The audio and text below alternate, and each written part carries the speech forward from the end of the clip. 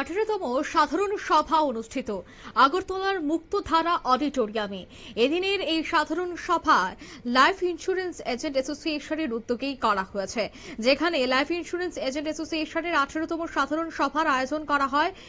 উপস্থিত ছিলেন national president Ranbir Sharma, national organisation secretary Arup Banerjee, general president Sanatan Laskar, general secretary Alok Kanungo সহ অন্যান্যরা।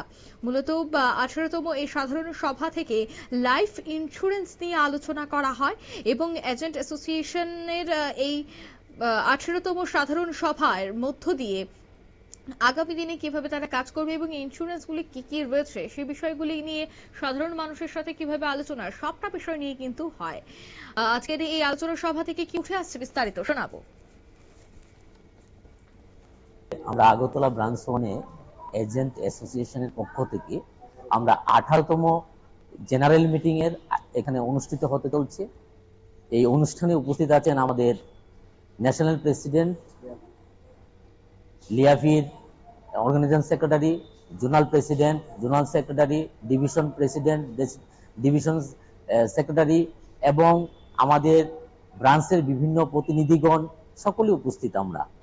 আমাদের এই মিটিং এর উদ্দেশ্য হচ্ছে আমাদের এজেন্ট জাতির সাথে আমাদের মধ্যে আলোচনা করা এবং আমাদের পলিসি হোল্ডারদের আমরা যেন বোনাস বৃদ্ধি করতে পারি, তার জন্য কিন্তু আমাদের এই একটা কর্মসূচি নেওয়া এখানে আজকে। আমরা সাধারণত এখানে এই অনুষ্ঠানটা এই 18তম করতে চলেছি।